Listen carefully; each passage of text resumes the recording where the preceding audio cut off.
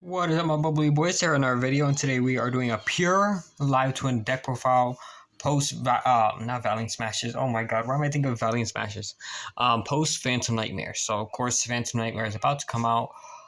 So we have to do an updated deck profile in order to beat against the meta. Of course, you know, bubbly boys. I always do live twin stuff, especially this channel is mostly about focuses on live twin stuff.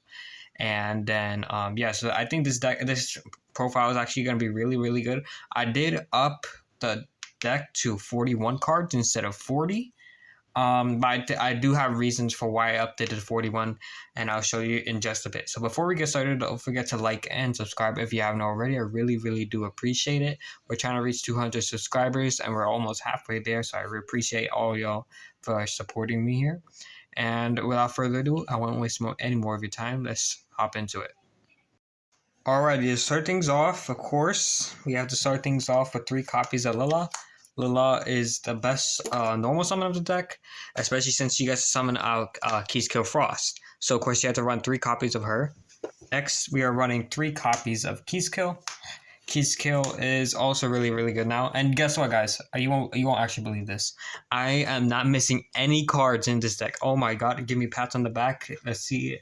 Let's see some applause and freaking comments.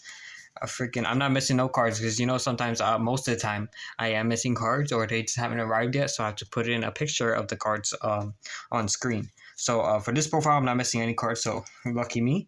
So of course we are running 3 copies of Keyskill. It's a really nice starter overall, so that's why I'm running 3 copies of her. And the reason I'm running 3 copies of her is also because it's really good in the grind game, and it does not like lose against Droll necessarily. Next, we are running the 2 Frost and 1 Treat. The 2 Frost, especially because Lila is your main normal summon, and you want to see this paired up with Lila, so that way you get that extra draw on your opponent's turn, and that could potentially, but most likely, get into like another hand trap, interruption, etc. So of course, Lila Treat is just if they like negate the key skill, you have Lila Treat as the extender overall. But yeah, so you're required to run a Lila Treat in this version of the deck because first of all, you have enough room for it, so I don't see why not. And second of all, you're running 3 copies of key skill. Next, for another starter, we have 3 copies of Sunny Snitch. Really insane. It's basically a Rhoda of the deck. Searches for one of your live twin monsters.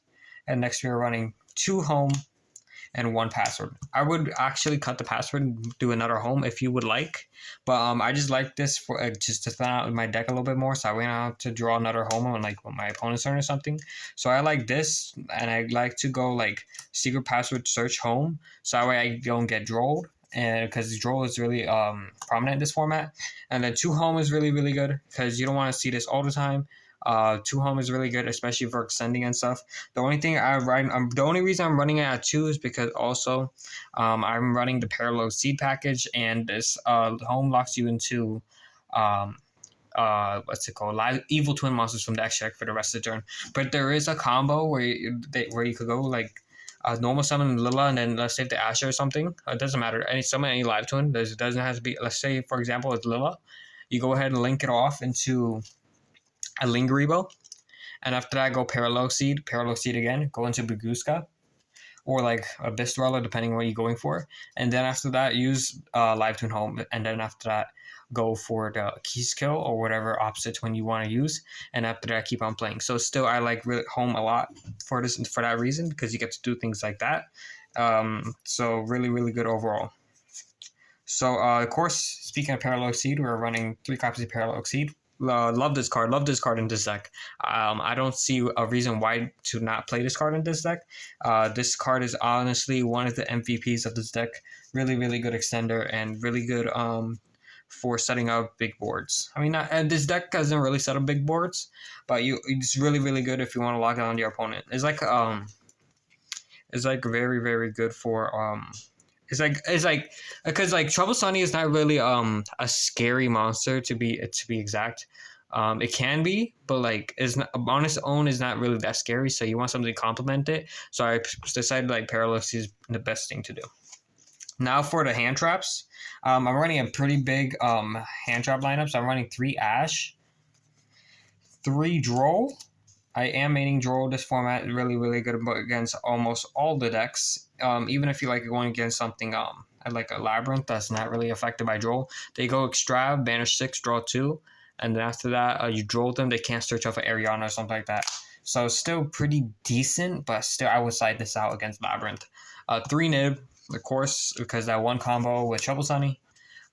If you don't know that combo, if you don't know most of the combos of the deck, I recommend you go check on my previous video on my channel. I did do a combo tutorial not that long ago. And then 3 Impermanents. So the reason I run 1 Veiler is because I needed the room. I didn't want to make this deck too big. There's a lot of cards I wanted to include, but I also wanted this for a cross-out target. So that's why I'm running 1 Veiler, 3 Impermanents, 3 Droll.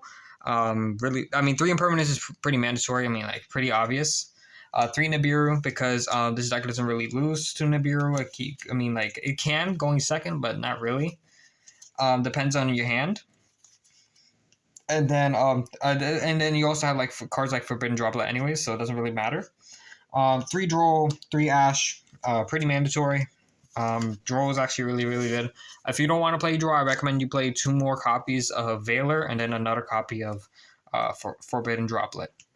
So next, a new card I'm playing this deck. This card sort of goes in and out of my deck.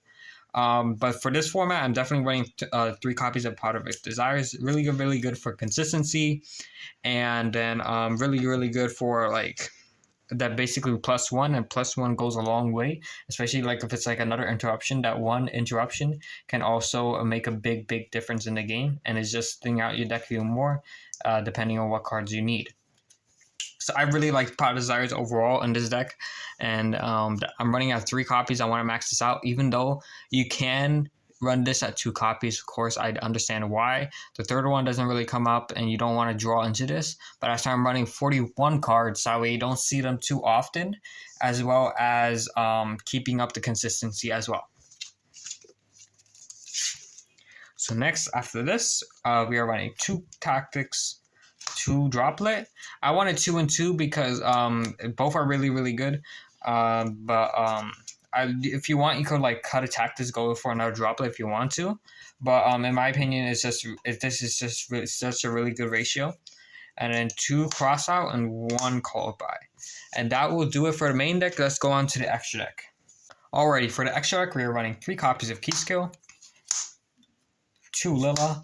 This is the main ratio you want to do. Never do 3-3. You don't need it at all. 3 Keyskill, because that's the one you go into the most. Lila is still really, really good though, so you want 2 copies of her. And the reason why you have 3 Keyskills is also because you have more Keyskills in your deck than Lila. 3 Trouble Sunny, you definitely go into all 3 of them almost every match. Definitely don't run less than this if you're running like a pure version of this deck. Or unless if you like of course if you're running like Spright or something like that, you run like only 1 or 2. But overall, I really like 3 Trouble Sunny, especially the secondary effect is really, really insane. I would run the big like level 8, but I'd rather side it because it's mostly good like going second. I mean, it's still really, really good overall. I just don't main it, and I don't have it at the moment. So that's why I'm not running it. I mean, I don't really miss it, but sometimes I do at the same time. So next for the rest of the extra deck, we have 1 IP, 1 Lingering Bow, 1 Phoenix, 1 Unicorn. This is really good against trap decks. IP Masquerade is, of course, good for going to Avermax. You could change Avermax for Unchained. I've had times where I wanted Unchained, but there's also times I wanted Avermax. Only reason I think I would like maybe a little bit Unchained better is because Unchained is a fiend, and the evil twin monsters, the link ones, lock into fiends when you summon each other out. So you won't be able to go into Avermax, like Link climb into Avermax by summoning each other back. So you have to like manage your resources very, very well in order to go into like something like Avermax. Unless you go into like IP with the Parallel Seeds, and then after that, link one of the twins off for like Avermax, and then after that you won't be locked. And after that, I run one Abyss Dweller and then one Baguska. Abyss Dweller, I can run for the graveyard decks, and a lot of decks in the meta lose to Abyss Dweller. So that's why I'm running one Abyss Dweller, and as well as the one Baguska, because that's the main thing going. If you're going first, game one, that's what you mostly want to go into, because not all decks lose to Abyss Dweller. So that's why I only go with Abyss Dweller if I know my matchup, and then also depends on the matchup as well. If they rely on the graveyard, but like at the same time they don't lose that much to Abyss Dweller as they lose to Baguska, if that makes sense. So that is it for this deck profile. I hope you guys enjoyed this video. I've been been putting a lot of thought into this deck, and I'm honestly considering more and more. The more I play this deck, the more I'm considering playing this at locals or something like that, or even bring it to a event and actually try to top with it.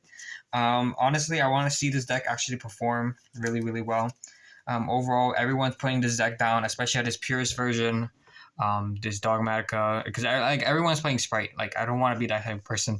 It's not that I want to be weird and like play something different, but I just want to see this deck top, but like unexpectedly, like with like pure version or something like that. So I'm waiting for the day that is actually like it's actually pretty decent in the format. And so I can actually play an event. So like right now, I think this is a perfect time to run live twins. But as well, sometimes maybe it's not the good time. But overall, I think this is a very good time to play live twins, especially with the lack of Bestials and Ghost Bell DD Crow in this today's format. So I hope you guys enjoyed. I'll see you guys next time. Peace.